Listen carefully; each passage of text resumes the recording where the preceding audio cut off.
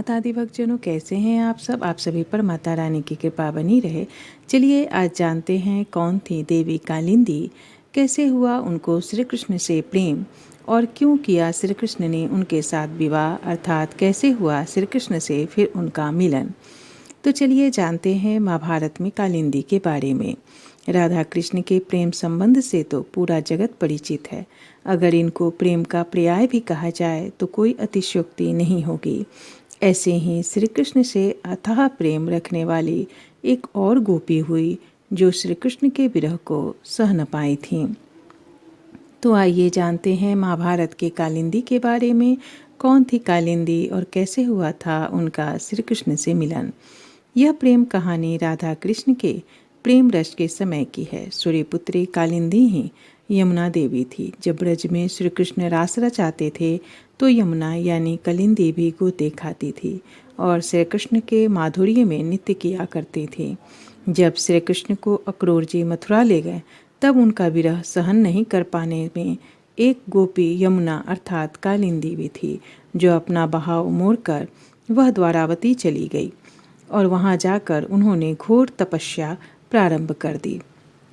श्री कृष्ण से यमुना का मिलन कैसे हुआ, अर्थात कालिंदी का मिलन कैसे हुआ। सर्वप्रथम उनका मिलन श्री कृष्ण के साथ तब हुआ था जब श्री कृष्ण के पिता वसुदेव नवजात कृष्ण को सुरक्षा के लिए ले जा रहे थे। यमुना नदी को पार कर रहे थे।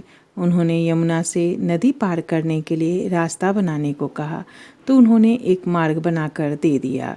यह पहली बार था जब उसने श्री कृष्ण को देखा, जिसके बाद वह जीवन में शादी करती हैं। यमुना बच्चे के पैर छूना चाहती थी और जो उससे नदी की गहराई में किया और परिणाम स्वरूप नदी बहुत ही शांत हो गई। कृष्ण ने भी अधिकांश युवावस्था वृंदावन में यमुना के तट पर बांसुरी बजाते हुए और अपनी प्रेमिका राधा और गोपियों के साथ तट पर बिताई। ऐसा कहा जाता है कि कालिंदी को उनसे प्यार हो गया क्योंकि उन्होंने राधा के साथ उनके शाश्वत प्रेम को देखा। भागवत पुराण बताता है कि एक बार एक वयस्क कृष्ण ने अपने चचेरे भाई 5 पांडवों को अपनी आम पत्नी द्रौपदी और उनकी मां कुंती के साथ यमुना के तट पर स्थित अपनी राजधानी इंद्रप्रस्थ में देखा। सबसे बड़े पांडव युधिष्ठिर ने कृष्ण से कुछ दिनों के लिए उनके साथ रहने का अनुरोध किया। एक दिन कृष्ण और पांडव अर्जुन शिकार के लिए जंगल में जाते हैं। शिकार के दौरान अर्जुन थक गए थे। वह और कृष्ण यमुना में गए और स्नान किया और साफ पानी पिया। वहाँ एक प्यारी सी लड़की नदी के किनारे टहल रही थी। श्री कृष्ण ने उन्हें देखा और अर्जुन को उनसे मिलने के लिए कहा कि वह कौन है।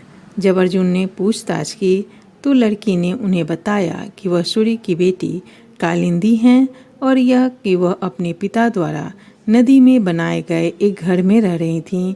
वहाँ वह विष्णु को अपने पति के रूप में पाने के इरादे से तपस्या कर रही थीं।